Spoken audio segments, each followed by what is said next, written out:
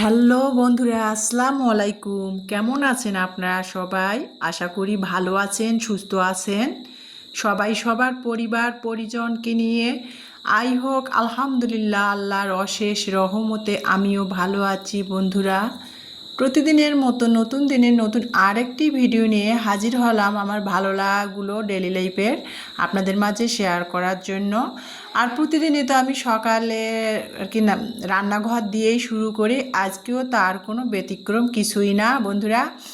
এই যে সকালবেলা কিন্তু আমি অফ ক্যামেরাতে উঠেই কিন্তু আগে আজকে বাসি রুমগুলো সব ঝাড়ু দিয়েছি পুরা বাসাটা। তারপরে আর কি ইলমাকে আজকে স্কুলে পাঠাবো না, ও সপ্তাহে আর কি 3 দিন স্কুলে যায় আর সপ্তাহে 2 দিন স্কুলে যায় না। তো ইলমাকে আজকে স্কুলে পাঠাবো না, ইলমা বাসায় আছে, ওর আর কি কোচিংয়ের পড়াগুলো পড়তেছে, ওকে ডেকে তুলে দিয়েছি। আমি আর কি আজকে ভাবলাম যে তাহলে ইমানি তো 10টার দিকে প্রাইভেট আছে, মানে উদ্ভাসী পরীক্ষা আর কি প্রি মেডিকেলের। তো ভাবলাম যে আমি একটু পাস্তা আর নুডলসে মিশিয়ে রান্না করি। তো তার আগে ভাবলাম যে আমি আগে একটু এসবগুলোর ভুসি ভিজে রেখে দিয়েছিলাম, সেটা দিয়ে ভাবলাম গ্যাস্ট্রিকের ওষুধটা খেয়ে নিই। তো সেটাই খেলাম। আর দেখেন 10টা বাজে, মানে 9:30 বাজে, 10টা সরি এখনও বাজে নাই, মানে 9টা বাজে আর কি আনুমানিক। দেখেন কি পরিমাণ রোদ, মানে এত পরিমাণ রোদ উঠেছে যে বলার মতো না, বাসায় থাকা যাচ্ছে না, এই সকালেই এত রোদ উঠেছে। তারপরে কিন্তু আমি কিন্তু এই যে পাস্তায় আর নুডলসে, মানে কোকলা স্টিক নুডলসটা মিশিয়ে কিন্তু একটু আমি হালকা করে সিদ্ধ করে নিলাম, নিয়ে আর কি তারপরে পানিটা ঝরাই। তারপরে এখানে কিন্তু আমি চা বসিয়ে দিব। সকালে আমি যেহেতু চা লাভার, সকালে চা ছাড়া কিন্তু ভালো লাগে না, সারাদিনটা সতেজও লাগে না আর কি। তো চা 1 কাপ পানি আর 1 কাপ দুধ, আর গরুর দুধ, লিকুইড দুধটা, আর 1.5 কাপ পানি দিয়ে ম্যাজিক চুলাতে চায়ের বানানোর জন্য বাটিটা বসিয়ে দিলাম। এই যে চাটা হয়ে আসছে, নেড়ে দিয়ে চিনি দিয়ে দিলাম। তারপরে এই যে পাস্তা নুডলস মিশিয়ে যে আমি একটু হালকা করে সিদ্ধ করে নিলাম গরম পানিতে, সেটা কিন্তু 1 চিমটিরও কম আমি টেস্টিং সল্ট মেখে, পানি ঝরিয়ে টেস্টিং সল্ট মেখে রেখে দিয়ে ঝুড়িতে, এখন কিন্তু আমি নুডলসের জন্য সব মশলা এখানে দিয়ে পেঁয়াজ, কাঁচামরিচ, ফ্রোজেন করা কাঁচামরিচ অবশ্য, পেঁয়াজ, কাঁচামরিচ, টমেটো কুচি দিয়ে ভালো করে আর কি, আর একটা ছোট্ট একটা আলু দিয়েছি, ভালো করে আর কি তেলের মধ্যে মশলাটা আমি ভেজে নিচ্ছিলাম। আর এই যে এর ফাঁকে কিন্তু একটু আমি সয়া সস দিচ্ছিলাম, না দিলেও চলে, তো সয়া সস আছে, ভাবলাম যে খেয়ে শেষ করে দেই, মেয়াদ আর কি এই বছরে আর কি 25 সালের শেষ আর কি আছে আরও 2 মাস। তো একটু সয়া সস দিয়ে দিলাম আর কি। তারপরে ভালো করে নেড়ে সেড়ে তারপরে এখানে কিন্তু আমি পেঁয়াজের টমেটোর মিশ্রণটা সরাই রেখে একটা ডিম ফেটিয়ে দিলাম। ডিম ফেটিয়ে দিয়ে তারপরে সব মিশ্রণগুলো একসাথে আমি নেড়ে চেড়ে নিচ্ছিলাম। আর নুডলসের মধ্যে এখানে শুধু আমি মশলাটাতে লবণ দিয়েছি আর একটু আমি শুকনো মরিচের গুঁড়ো দিয়েছি। তো যাই হোক, তারপরে কিন্তু আমি নেড়ে চেড়ে এই যে তারপরে নুডলসটা ভাজি করে নিলাম। এই যে সকালে আর কি নুডলস নাস্তা আর একটু সাথে চা। আর কলা রয়েছে, মেয়েদের বলতেছি কলা নিয়ে আসছি, কলাগুলো গরম পড়েছে, নষ্ট হয়ে যাচ্ছে, খেয়ে নাও খেয়ে নাও। মেয়েরা খেতেই চায় না, চিল্লাচিল্লি করতে হয়। আমার বাচ্চা না, সবার বাচ্চাই আর কি আমি মনে করি খাওয়া নিয়ে খুবই আর কি ঝামেলা করে। তো যাই হোক, সেটা আর গল্প করে বলার কিছুই নাই। বাচ্চারা আর কি খাওয়া নিয়ে খুবই, ঘরে ঘরে প্রতিটা বাচ্চায় খাওয়া নিয়ে খুব ঝামেলা করে। তো যাই হোক, এই যে সকালের নাস্তা খাচ্ছিলাম, সামনের রুমে আসলাম, আর এত রোদ। আমার বাসাটা দক্ষিণ পাশে রান্নাঘরটা, আর পশ্চিম পাশে আমার সামনের রুমটা, মানে এত পরিমাণ রোদ। আর ইমানি তো বেডরুমটা পূর্ব দিকে, সকালবেলা আর কি 11টা পর্যন্ত 12টা পর্যন্ত ইমানির বেডরুমটায় রোদ থাকে, 12টার পর আবার সামনের রুমে, পশ্চিম পাশে সামনের রুমটা, সেটাতে রোদ, মানে এত খারাপ অবস্থা।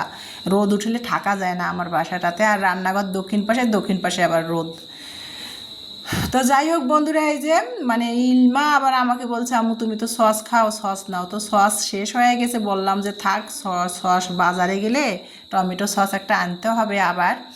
তো এই যে সকালবেলা চা আর নুডলস নাস্তাটা খেয়ে নিলাম। মেয়ে কলা না খেয়ে আমাকে এনে কলা দিচ্ছিল। তো যাই হোক, সকালের নাস্তাটা খেয়ে নিয়েছিলাম বন্ধুরা, আর আমার ভালো লাগাটা সেটাই আপনাদের মাঝে শেয়ার করতেছিলাম। সামনের রুমটা একটু ঠান্ডা, তো মানে সকাল 11টা পর্যন্ত সামনের রুমে বসে আর কি খাচ্ছিলাম। আর আমার কিছু কিছু প্রিয় আপুদের পরিবারে যাচ্ছিলাম আর ভিজিট করতেছিলাম তাদের ভিডিওগুলা।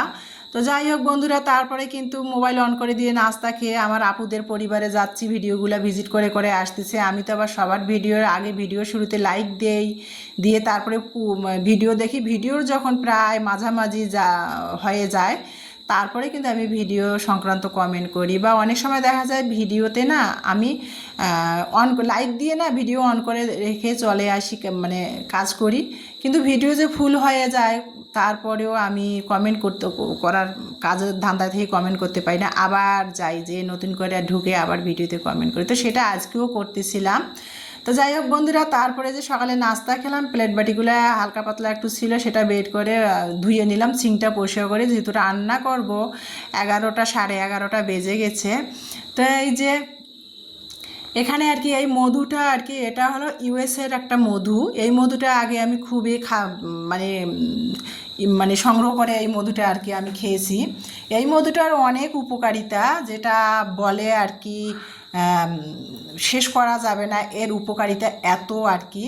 তো যাই হোক, আমরা জানি যে মধু খেলে ডায়াবেটিস রোগ নিয়ন্ত্রণ হয় না, বরং মধু খেলে ডায়াবেটিস সমস্যা আরও বাড়ে, কিন্তু এই মধুটা খেলে ডায়াবেটিস রোগও নিয়ন্ত্রণ হয়। আর এই মধুটা যে এত এত উপকার সেটা আমি বলে বোঝাতে পারবো না, কারণ মধুটা আমি খেয়েছি, মানে 4-5টা মধু খেয়েছি। এই যে হাফ লিটার, এখানে 500 গ্রাম করে মধুগুলো থাকে আর কি, ইউএসের মধু। তো আমি 5টার মতো আর কি বয়ম কৌটা খেয়েছি। আর এইটা মানে ইনটেক আমার রাখা ছিল, খাওয়া হয় নাই, মনে ছিল না আর কি, র্যাকের না চিপার মধ্যে আর কি পড়েছিল। তো আজকে 2 দিন ধরে আর কি ভাবলাম যে মধুটা দেখি ইমানি মুখে আর কি প্যাক লাগানোর জন্য মধু চাচ্ছিল। তো দেখি যে মেয়াদ শেষ হয়ে গেছে, 24 সালে ছিল মেয়াদ, এখন এটা তো 25 সাল চলতেছে। তো মধুটা মেয়াদ যে শেষ হয়ে গেছে, মধুটা কালো হয়ে গেছে আর কি। তো সেটা ফালাই দিলাম, দিয়ে বোতলটা ভাবলাম ধুয়ে নেই, ওটাতে সরিষার তেল রান্নার কাজে ঢেলে ব্যবহার করব বড় বোতল থেকে। তো সেইটাই করলাম আর কি, মধুর কৌটোটা ধুয়ে নিলাম। মধুটা যেহেতু নষ্ট হয়ে গেছে, আর এই মধুগুলার দাম না 1500-1600 টাকা করে, মানে হাফ কেজি মধু 1600 টাকা, 2000 টাকা করে। ইউএস থেকে মধুগুলো আর কি ডাইরেক্ট কি ইউএসের মধু, সেগুলা ফরিভার বি হানি মধু আর কি যেটাকে বলে। তো যাই হোক বন্ধুরা, আর মধুর ব্যাখ্যা না করি আর কি। তো তারপরে মধুর কৌটোটা পরিষ্কার করে নিলাম যে তেল রাখা যাবে আর কি। আর কৌটাটার ঢাকনাটা ফুটো করা আছে, তো তেল রাখলে কি আর কি তরকারিতে দিলে মানে পরিমাণটা বোঝা যাবে আর কি। তো যাই হোক, দেখেন রান্নাঘরে কি পরিমাণ রোদ আসতেছে জ্বালানা দিয়ে। তারপরে এখানে যে রান্না বসাবো তার আগে ভাবলাম যে এত পরিমাণ রোদ, একটু লেবু পানি খেয়ে নেই। 3টা গ্লাসে গুলাচ্ছি, ইমানি কোচিং থেকে এসে খাবেনি, আর এখন ইলমা পড়াতে যেহেতু বসাইছি, ইলমা আর আমি খাবো। তো ইলমাকে ডাকতেছিলাম যে তোমার লেবু পানিটা নিয়ে যাও, বলতেছিলাম ইলমা আর কি। তারপরে বই পড়া রেখে যেহেতু 11:30 বাজে ইলমা চলে আসলো। তো আমি বললাম যে গতকালকে তোমার জন্য পেয়ারা নিয়ে এসেছি, পেয়ারা আসো কেটে দেই, পেয়ারা মাখাও, মাখিয়ে খেয়ে গোসল করো, যেহেতু 11:30-12টা বেজে যাচ্ছে, বিকালে আবার কোচিং আছে। তো আমি পেয়ারাটা কাটলাম, ইলমা আবার আর কি অফ ক্যামেরাতে পেয়ারাটা মাখিয়ে নিয়ে এসে ও বলছে আম্মু আমি মাখাবো মশলা দিয়ে। তো যাই হোক, পেয়ারাটা আমি সবসময় যেভাবে মাখিয়ে খাই, আজকে তার ব্যতিক্রম না, আজকেও সেভাবে মাখিয়েছে আমার মেয়ে ইলমা। চিলি ফ্লেক্স, চিনি, বিট লবণ, সরিষার তেল, সরিষা পাউডার দিয়ে পেয়ারাটা সুন্দর করে মাখিয়ে নিয়েছে। আমি কেটে দিলাম যে তুমি কাটতে পারবে না, হাত কেটে যাবে। আর ইলমা সুন্দর করে মাখালো, মেখে আর কি 2 মামে ফ্যানের বাতাসে বসে খাচ্ছিলাম। খেয়ে তারপরে বললাম যে এখন রান্না বসিয়ে দেই। তো এই যে পেয়ারা মাখাটা খাচ্ছিলাম বন্ধুরা, আর এভাবে কিন্তু আমার 2 মেয়ে পেয়ারা মাখাটা খুবই পছন্দ করে। আর আমি পেয়ারা সবসময় এভাবে আর কি বাজার থেকে পেয়ারা নিয়ে আসি, এভাবে বানিয়ে খাই আমরা সবসময়।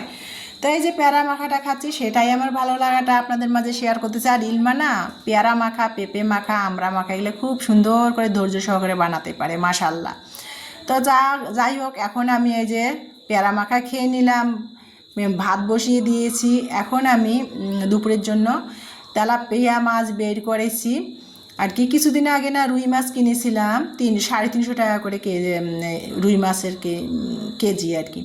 তা রুই মাছ আনছিলাম আর কি, মেয়েরা রুই মাছ কেন জানি খেতে চায় না, বলে যে আম্মু আইসটা আইসটা লাগে খেতে, ভেজে রান্না করে দিই তাও খেতে চায় না। তো রুই মাছ ফ্রিজে আছে, মেয়েরা রুই মাছটা পছন্দ করতেছে না। রান্না করছিলাম 2 দিন আগে, মেয়েরা খায় না, তরকারিগুলো ফালাই দেওয়ার লাগছে। তো ভাবলাম যে তেলাপিয়া মাছ ওরা পছন্দ করে, তেলাপিয়া মাছ একটু টমেটো আলু দিয়ে রান্না করি।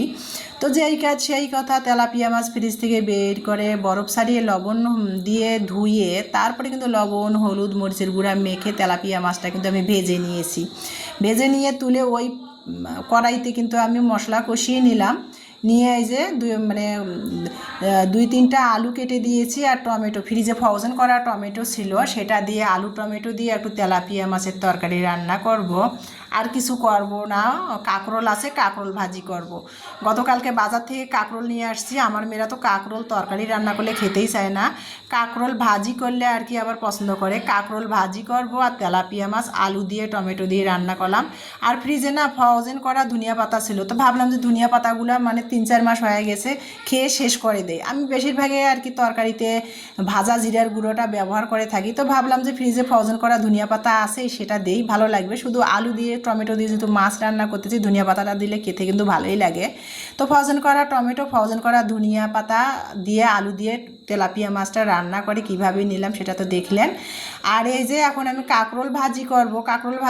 কাঁকরোলটা আমি মাঝখান দিয়ে 3 ফাল্টি করে নিয়ে ধুয়ে নিলাম। নিয়ে এখানে 1 চিমটি টেস্টিং সল্ট, লবণ স্বাদ মতো, জিরা ধনিয়ার গুঁড়া, হলুদের গুঁড়া, মরিচের গুঁড়া দিয়ে যে কাঁকরোল ভাজি করব মাখিয়ে নিলাম।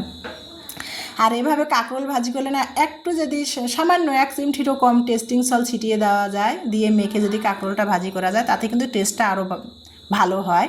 তো এই যে তারপরে মেখে নিলাম। এখন আমি মাছের তরকারিটা নামিয়ে নিয়েছি। এখন আমি এই যে তেল গরম করে কাঁকরোলটা ভাজি করে নিব। আমি আমার স্টাইলে কিভাবে কাঁকরোল ভাজি করব, আমার ভালো লাগাটা সেটাই আর কি আমি শেয়ার করতেছি।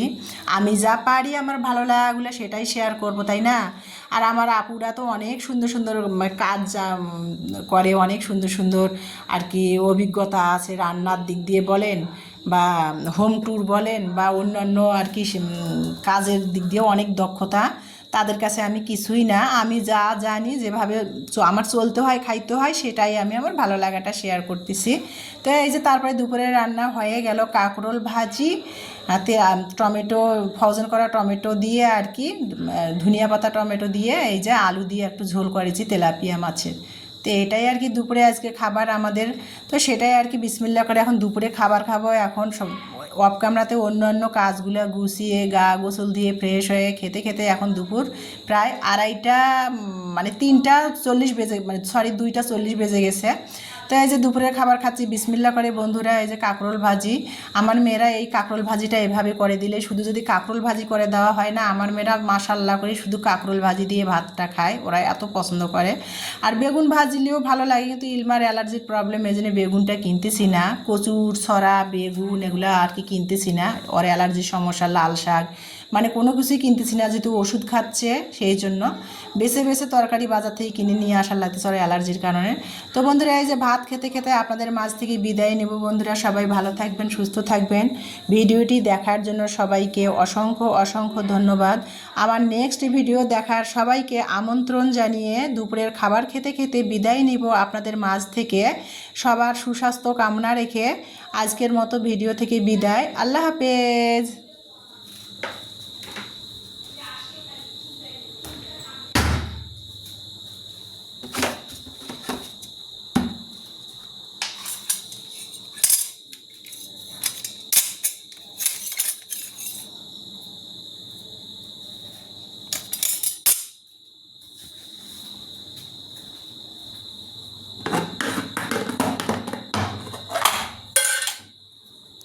কি হয়েছে?